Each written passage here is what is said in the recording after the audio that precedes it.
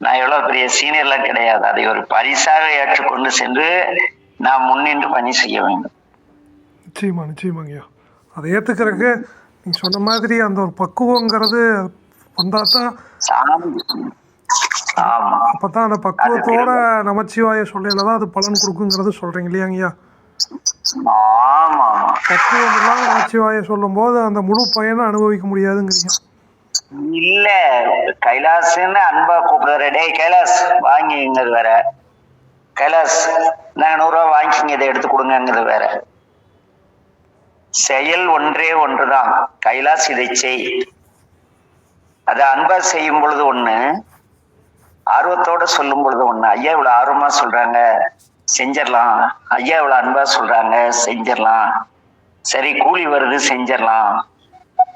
எல்லாத்துக்கும் வித்தியாசம் இருக்கு. செயல் ஒன்றுதான், செயல்முறையில வித்தியாசம் இருக்குல்ல. நிச்சயமாங்கய்யா. நம்ம உணர்ந்து அன்போடு சொல்லும் பொழுதுதானே வெயிட். நிச்சயமா நிச்சயமா.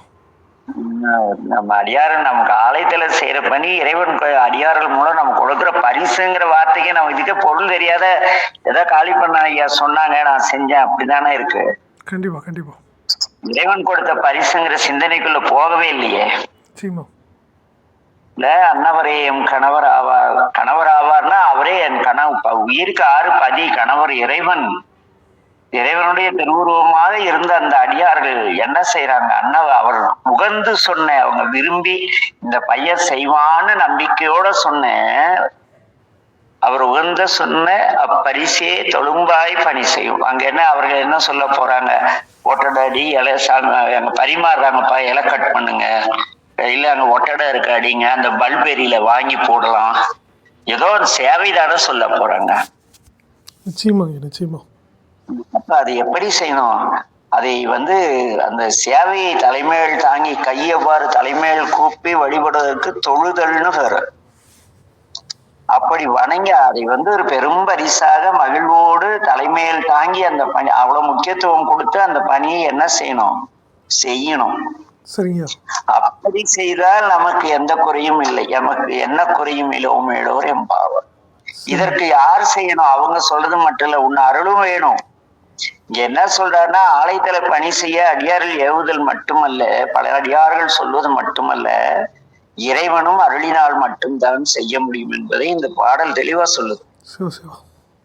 அவர் உகந்த சொன்ன அப்பரிசே தொழும்பாய் பணி செய்வோம், இன்ன வகையே எமக்கு எம்கோன் நல்குதியல். இதை செய்யறதுக்கு நீர் அருளினால் என்ன குறையும் இடோ. எனக்குள் இருக்கும் இறைவன்டைய அந்தால என்னடா சொல்றது, செய்யாதேன்ட்டா நீங்க செய்வீங்களா என்ன? இல்லைங்க, முடியாது. மனசுக்குள்ள இருக்கிறாள் ஒரு தட்டுனா பாக்கலான்ட்டு அட காலி பண்ண அப்படிதான் சொல்லிட்டு இருக்காரு. கிடக்குறாரியா காலி பையன் அப்படிதான் சொல்லுவாருன்னா முடிஞ்சு போச்சா? கண்டிப்பா. ஆக அந்த இறையர்களும் வேண்டும். அடியார்கள் சொல்வது மட்டுமல்ல, மெய்த்தொண்டர்கள் சொல்வது மட்டுமல்ல, அங்க ஆலயத்திற்க மூர்த்தி உருவகத்திருமையில் இருக்கிறவன் இமைப்பொழுது நீங்காமல் எனக்குள்ளும் ஏகன் அநேகனாக எனக்குள்ளும் பறந்தும் இருக்கக்கூடிய இறைவன் எனக்கு என்ன செய்யணும்? நல்கணும். அருளுதல்லாம் கிடையாது, கொடுத்தாதான் செய்ய முடியும். நல்குதல்னா கொடுத்தாதானே பெற்றுக்கொள்ள முடியும். கட்டாயமாங்க. எமக்கெங்கோன்னு நல்குதியேன்னு ஒரு வார்த்தை போடாரு. நல்ல விதமா நீ கொடுத்தேன்னா நான் செய்யறேன்.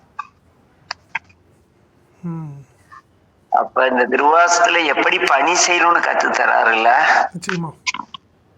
சும்மா குருட்டு போன விட்டத்துல பூந்த மாதிரி நம்ம பாட்டுக்கு உட்கார்ந்துட்டு முன்னை பழம்பொருட்கும் முன்னை பழம்பொருளே பின்னை புதுமைக்கும் பேர்த்தும பெற்றியதே உன்னை பிரானாக பெற்ற உன் சீரடியோ முன்னடியா தாழ்வணியோ மாங்கவர்க்கே பாங்காவோம் இன்ன வகையே எமக்கெங்கோ நல்குதியல் என்ன குறையும் இளவர் எம்பாவாய். 10 பாஸ் படிச்சா போதுமா? நின்று நிதானமா படிக்கணும் இல்ல? நான் எல்லாம் ஓடிட்டு சாமி டே எனக்கு டைம் ஆகுது, இன்னும் நிறைய ஏரியால போய் நான் தர்ஷனம் கொடுக்கணும், சீக்கிரமா பாடி முடிங்கன்னு எங்கேயாவது சொல்லுதேன்னு அவர் எங்கேயா சொல்றாரு. நம்ம அவசரத்துக்கு நம்ம அவசரமா என்னப்பா நானே புரியாது. அதான் எங்க ஐயா தான் சொல்லுவார், ஆடுகிற ஐயா.